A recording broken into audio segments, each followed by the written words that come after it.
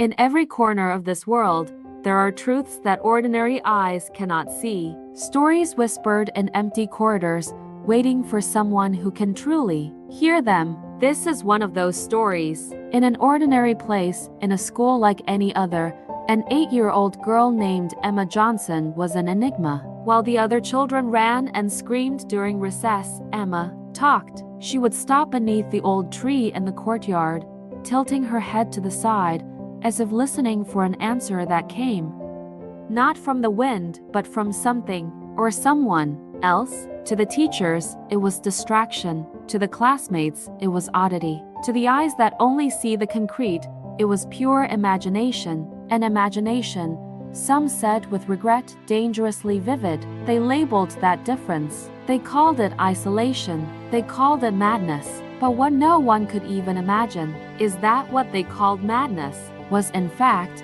the rarest and most extraordinary of gifts, a gift that few souls throughout the history of humanity have been chosen to bear. Because Emma Johnson wasn't alone. She never was. While the world saw an empty courtyard, Emma saw presences of light. Where others saw shadows, she saw wings. She was the child who saw angels where no one else could. And that's just the beginning. Because the real question isn't whether Emma saw the invisible, but why these messengers revealed themselves to her. What did they want? And what happens when the world tries to silence a voice that hears the secrets of heaven? Emma's story is about to be revealed, and nothing will be as we imagined. Imagine a quiet street in an ordinary neighborhood where life follows its peaceful rhythm. Now, close your eyes for a moment and try to visualize the purest scene of innocence.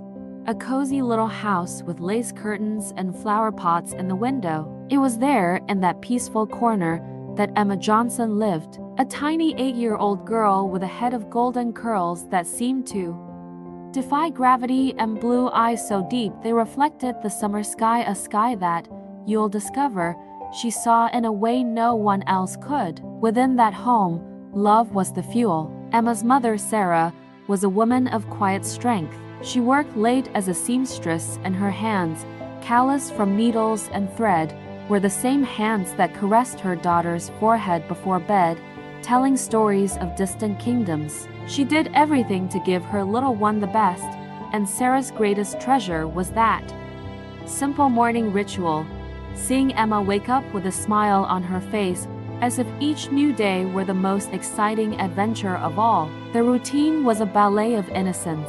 Emma packed her pink backpack with meticulous care, combed her unruly curls, and walked briskly to the neighborhood elementary school, her dress swirling slightly with each step. Anyone who saw her would agree.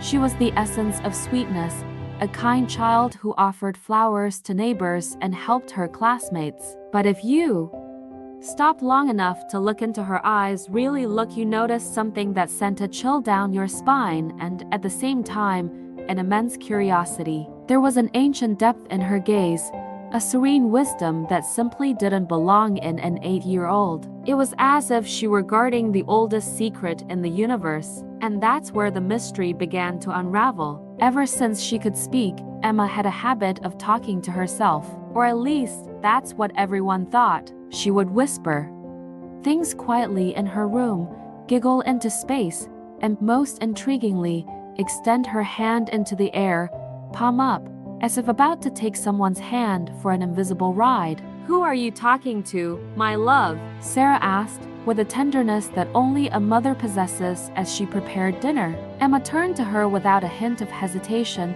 her blue eyes shining with an inner light. "With the light friends, Mommy. They dance in the sunlight that streams through the window and whisper songs only I can hear. They are so beautiful and they always protect me."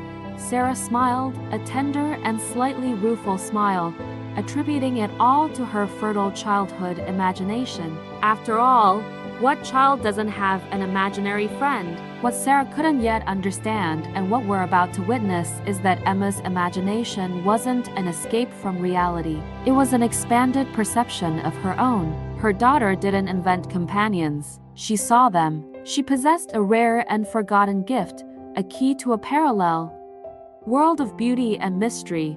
the ability to see the divine messengers who walk among us, whispering truths and spreading their protective wings over those still pure enough in heart to perceive them. And it is precisely this purity that will be put to the test, because school, a place that should celebrate curiosity, is about to become the stage for a colossal misunderstanding. The whispers will grow louder, the shadows will lengthen, and the question hanging in the air is no longer, who is Emma talking to, but rather what happens when the world tries to force a child to deny what their own eyes see. The most extraordinary journey is just beginning. In the next part, we'll enter the halls of that school and discover Emma's first great challenge. Get ready, because the line between imagination and miracle is about to be erased forever. Don't miss the next chapter. The truth will surprise you. Imagine carrying a secret so beautiful that it overflows your soul,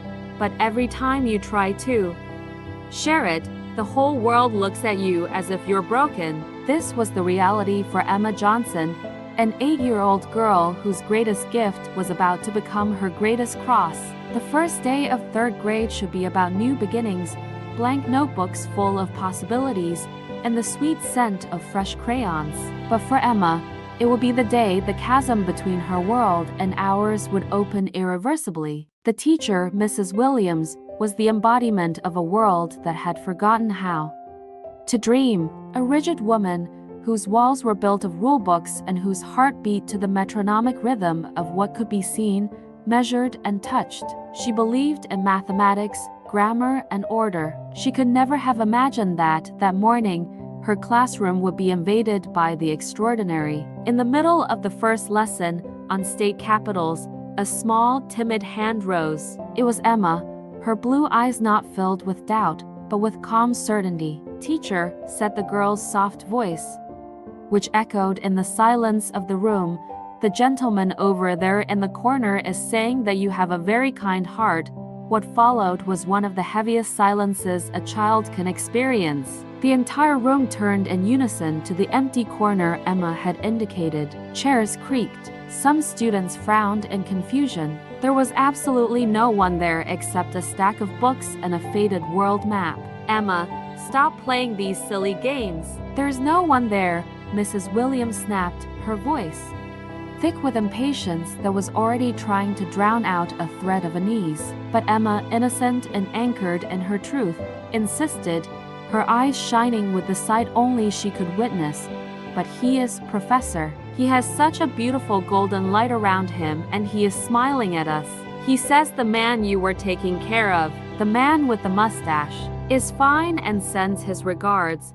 The girl couldn't have known that Mrs. Williams had lost her father, a man with a distinctive mustache, a few years earlier. The specific mention was like a bolt of lightning on a clear day. The teacher's face drained of color. The shock, however, quickly turned to fear, the fear of what one doesn't understand. And fear, as always, dresses in the garb of anger and rejection. "Enough, Emma. This isn't funny," she screamed, slamming the ruler on the table. That was the trigger. Her classmates, who had been in suspense until then, began to laugh. Whispers, sharp as knives, spread through the benches.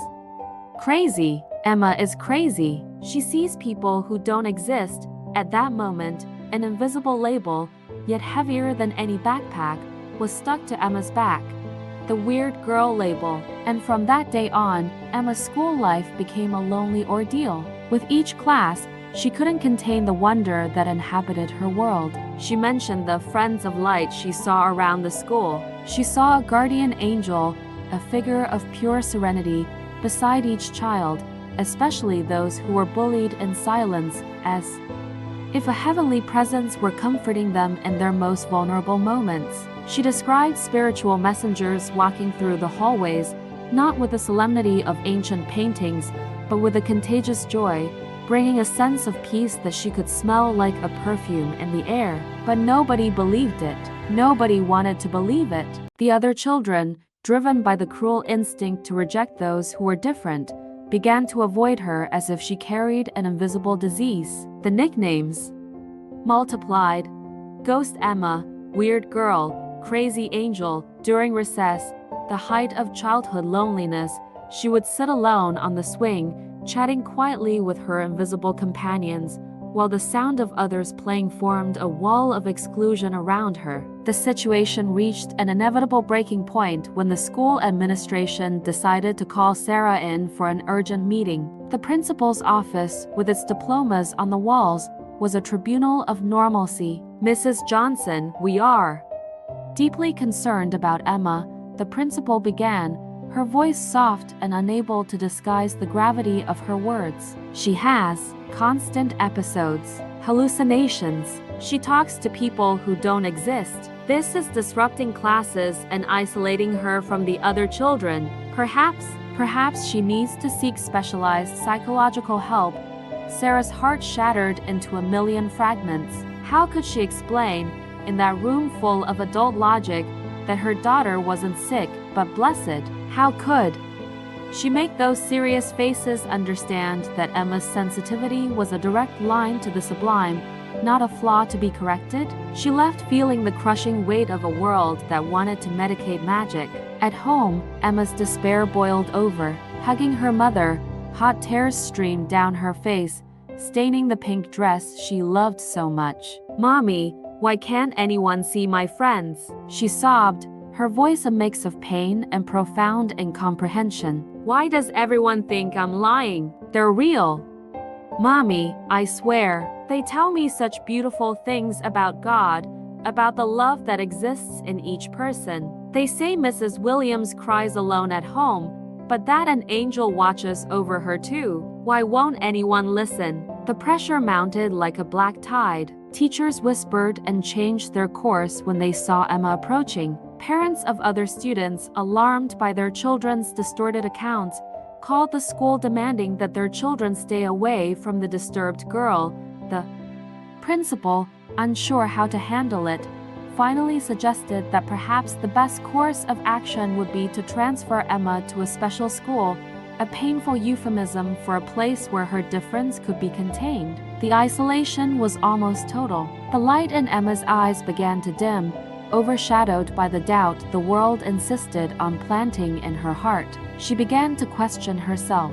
Was it all just her imagination? Was she broken? And it was precisely in the darkest moment, when the last door seemed to be closing, that the incident occurred that would change everything forever. An event so impossible, so publicly witnessed, that no one, not the strict Mrs. Williams, not the cruelest classmates, not the most skeptical parents, could ignore or explain it. What began as an imminent tragedy in the schoolyard, an accident that could have stained the place with pain, would become the greatest testament to Emma's gift. What happened on that cold autumn afternoon? What did Emma see that no one else could, and that miraculously saved a life? The truth, always in plain sight but invisible to the naked eye, was about to be revealed in a way that would bring the entire town to its knees. The final revelation is coming. In the next part, you won't believe what Emma's eyes witnessed and how a simple,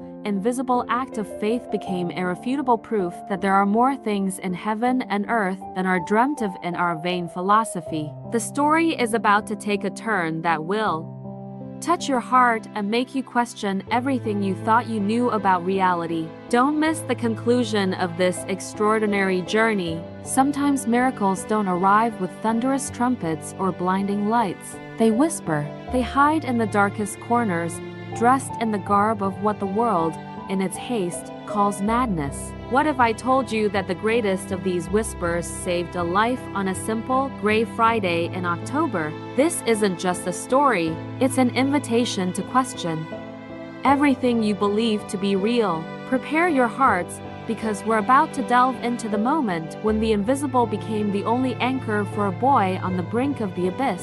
The day was heavy with that unique scent of impending rain and wet earth. The playground at Willow Creek Elementary School had been moved to the gymnasium, an echoing, stuffy place where the children's noise mingled with the muffled sound of water lapping against the high windows, while most ran and screamed, oblivious to the storm brewing both outside and within a lonely soul. Emma Johnson stood quietly in a corner, her blue eyes, now often clouded by a premature sadness, didn't see the basketball or the jump ropes. They saw what they always saw, a silent dance of lights and shapes no one else noticed. And that day, one of those lights was in despair. While everyone was distracted, Tommy, a 9-year-old boy with hunched shoulders and a long vanished smile, had escaped from the gym. The pain of daily bullying had become an unbearable burden. Unnoticed, he climbed the silent stairs to the second floor, a deserted place during recess. His small, trembling hands gripped the cold windowsill of the hallway as he stared down at the empty, soggy courtyard. Tears mingled with the rainwater dripping down the glass. For Tommy, this seemed like the only escape from a pain he could no longer bear. But Emma saw more than that. She understood. Her eyes didn't lock on the boy. She couldn't even physically see him from where she stood. Instead, she saw Tommy's guardian angel, a figure of light that normally emanated a calm serenity, now gesturing frantically and anguishedly to anyone within sight. The light around him, usually golden, pulsed with hues of red and orange, a silent alarm only she could perceive. The angel pointed desperately toward the stairs, his face a mask of terrible urgency. It was then that a whisper, clear as a bell, echoed only in Emma's mind. "He wants to fly away from the pain." "Help!" A chill ran down the girl's spine. Without a second thought, she turned to the teacher on duty, Mrs. Clark, who was chatting absently with another staff member. "Tommy's angel is crying for help." Emma's voice, usually a whisper, cut through the noise of the gym like a scream. Her small body was tense, her eyes wide with real terror. Mrs. Clark sighed, rolling her eyes. "Emma, please stop this. We've already discussed these inventions." The teacher's expression was one of disgust, not concern. To her, it was just another chapter in the girl's disturbed imagination.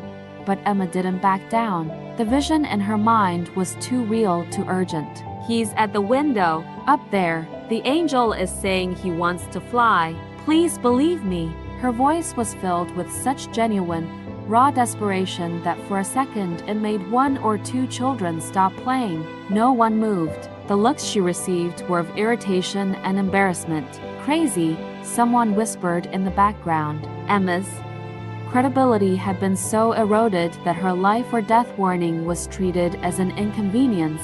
And that was when the courage of an 8-year-old overcame the blindness of every adult in the room. Emma realized she could count on no one. If Tommy was in danger, she would be his only hope. Without another word, she turned and ran toward the gymnasium door, her small feet echoing in the empty hallway. She took the stairs two at a time, her heart pounding so hard it felt like it was trying to burst from her chest. She wasn't just running, she was following an invisible beacon, the urgent directions of the angel only she could see, guiding her like a thread of light straight to the boy. Reaching the second floor, panting, the scene unfolding before her was the materialization of her worst nightmare. There stood Tommy, one foot already propped up in the window, his scrawny body swaying dangerously against the gray sky. The wind howled, bringing raindrops that wet his tear-soaked face.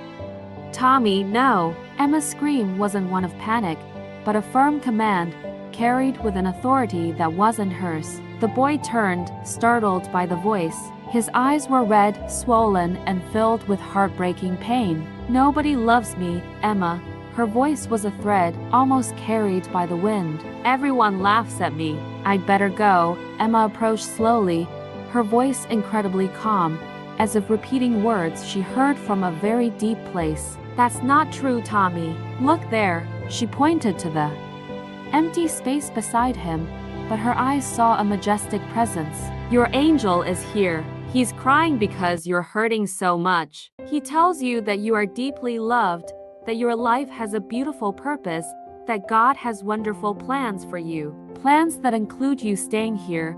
She continued speaking, revealing intimate details she could never know, little secrets Tommy held close to his heart, dreams he was afraid to tell anyone, things the angel beside him whispered in his ear. The anger and despair on Tommy's face began to give way to profound astonishment. How could she know? How could she describe the angel his late grandmother always said protected him? In that moment of eternal suspension, as if a higher power enveloped them both in a bubble of peace, Tommy's resistance broke. His body, previously tense for the leap, slackened. He recoiled from the window, collapsing onto the cold hallway floor in a fit of tears that were now no longer of despair, but of relief.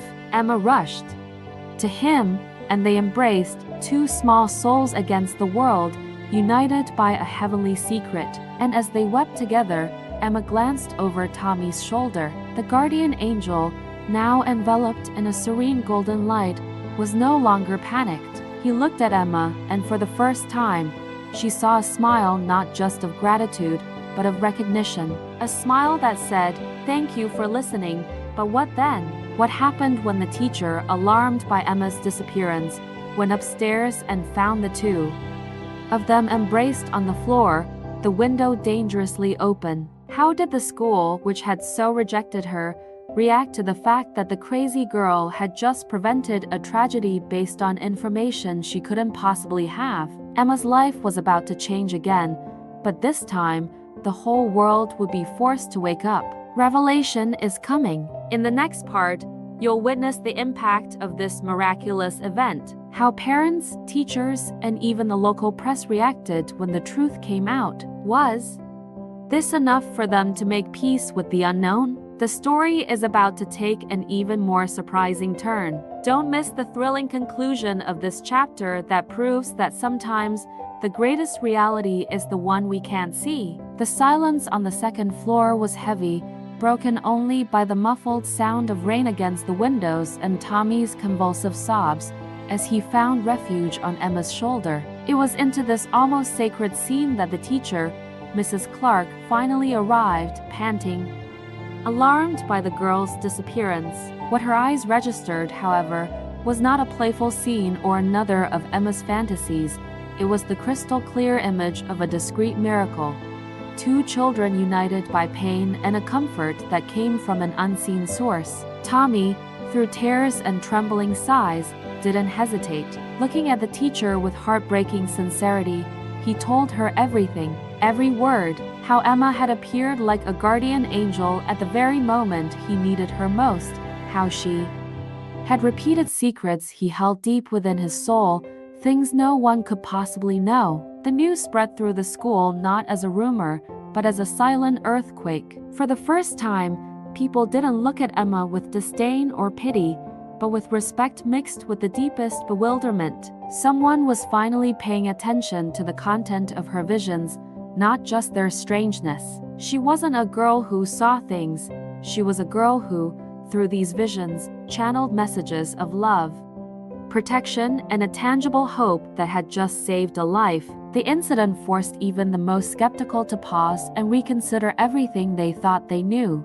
It was in this atmosphere of restrained reverence that the principal, Mrs. Patterson, a woman of management and protocol, decided to act. But this time, it wasn't to call a disciplinary meeting. It was with an open, if skeptical, heart that she called Emma for a private conversation in her office. The room, once a place of reprimands, became a sanctuary for one of the most extraordinary conversations those walls had ever witnessed. "Sit here, dear," Mrs. Patterson said, her voice softer than usual. She offered the girl a juice and leaned forward, her serious eyes fixed on Emma's. "Tell me, Emma, tell me about these angels you see. What are they like?" Emma, whose innocence was her purest language, needed no preparation. Her blue eyes lit up, and a small smile appeared on her lips, as if she were finally being invited to describe her best friend. "They are made of light," she began, her voice melodious. "But it's not a light that hurts the eyes. It's a soft, warm light, like a hug we feel in our soul. Each person has a guardian angel who stays close by, sometimes placing a hand on our shoulder when we're sad." The director listened, trying to keep a neutral expression. And mine, Emma? Do you see my angel?" Emma looked to a spot just behind the principal, and her expression softened even further. "Yes. Your angel is a very wise lady. She always has a large, open book in her hands, filled with brilliant letters. It's because she loves teaching, spreading knowledge. It's her mission, and yours. Mrs. Patterson felt a shiver run down her spine. Ever since she could remember, her greatest pleasure had been being surrounded by books. Her childhood dream was to have a library, and she carried a book in her purse every day, like a talisman, a piece of information Emma could never have guessed. "And what do they say, Emma? What's the message?" the headmistress asked, her voice now a little weaker, her rigid posture sagging. Emma looked directly at her, and in that moment, she was no longer an 8-year-old, but something much older and wiser. "They say we are all children of God, and that He loves us equally. That hardships, pain, all are lessons for our souls to grow and become stronger. And the most important lesson of all," she paused, as if listening, "is that we must love one another even when people are hard to love, especially when they are hard." At that moment, a fragment of memory, long dormant, surfaced in Mrs. Patterson's mind. A passage from a book her grandmother had read to her about a doctrine that spoke of benevolent spirits. The words echoed in her mind like a distant bell. "Pure spirits are God's messengers, for they carry out His will. It is a holy mission they perform." She had read it decades ago and had never remembered it again. Until now. And then Emma finished, with a serenity that was astonishing for her age. "My angel told me I came here to help people remember. To remember that we are never, ever alone. That there is a greater love, even in our saddest and darkest moments. They never abandon us." Something broke inside Mrs. Patterson. It wasn't a breakdown, but a quiet transformation. All her certainties based on rules, spreadsheets, and concrete evidence seemed small and insufficient in the face of the simple, profound truth emanating from that child. She wasn't faced with a hallucination. She was faced with a gift, and she, like so many others, had been too quick to judge, to label, to try to fit the inexplicable into a convenient box. But would this transformation in the principle be enough to change Emma's fate at school? What happened when the full story, with Tommy's account and the remarkable conversation with Mrs. Patterson, reached the other parents and the community? Would acceptance be universal, or would new, perhaps even greater, challenges loom on the horizon? Now, Emma's journey is about to transcend the walls of her school. In the next installment, you'll discover how a simple article in the local newspaper would trigger a chain of events that would place the girl and her family at the center of a whirlwind of national attention. Prepare for a thrilling journey that will explore the impact of becoming a beacon of hope in a world thirsting for miracles. Emma's true mission is just beginning, and her revelations promise to shake the foundations of what we thought possible. Don't miss the next chapter. From that fateful day on, a new breath of understanding swept through the school's corridors. The principal, Mrs. Patterson, a transformed woman, organized a solemn meeting with the entire faculty. It wasn't a meeting to impose rules, but to ask for a fresh perspective. "Look," she pleaded, not with the eyes of judgment, but with the eyes of the heart. "There are more in heaven and earth than are dreamt of in our vain philosophy." And so, they began to see. The teachers, now attentive, witnessed small, everyday miracles. Emma seemed to possess a radar for the human soul. She would approach a classmate who was trying to hide his tears with a crooked smile and whisper something in his ear. And invariably, a visible peace would come over the child. She had a supernatural intuition for detecting silent pain, offering exactly the words of comfort the heart needed to hear, as if guided by an infinite source of wisdom and love. Tommy, in turn, became her best friend and most ardent protector. He never tired of telling her, his eyes shining, how Emma had saved not only his body from falling, but his soul from despair. Her loyalty was a shield against any trace of prejudice. Little by little, a pure, organic movement took over the playground. Children who had previously avoided her now sought her out when they felt alone, scared about a test, or sad about a fight at home. Emma never let them down. Her simple yet profound advice brought a comfort that surpassed childish logic. At home, Sarah could finally breathe a sigh of relief. The weight of doubt and worry dissolved, giving way to an overflowing pride. She understood that her daughter was not a broken child, but rather an ancient soul born with a rare and beautiful gift. Childlike mediumship in its purest, most crystalline form, not yet contaminated by the veils of the material world. She remembered the words that had always comforted her, now with renewed meaning. Blessed are those who have their eyes closed to the things of this world and open to the things of the spiritual world. Emma grew up knowing she was different, but this difference, once a mark of exclusion, became her greatest blessing. She learned that her gift was not to be hidden in fear or shame, but to be cultivated with love, humility, and a deep sense of responsibility. Years later, that girl with golden curls and eyes that saw the invisible became one of the most respected mediums in her region. Her home is not a sumptuous temple, but a place of peace where she welcomes, especially, children and parents lost in the midst of experiences they do not understand. Today, at 28, Emma Johnson dedicates her life to helping families understand and nurture their children's spiritual gifts. In her lectures, always with a serene smile, she repeats the most important lesson of her life: angels never abandon us. They are there, in every corner, whispering words of love and guiding us with their wings of light. We only need the inner eyes to see and the heart quiet enough to hear. The girl once called crazy has become living, breathing, and inspiring proof that the heavens are not in some distant place. They are here now, closer than we ever imagined, whispering through those who, like Emma, remain courageously open to the mystery.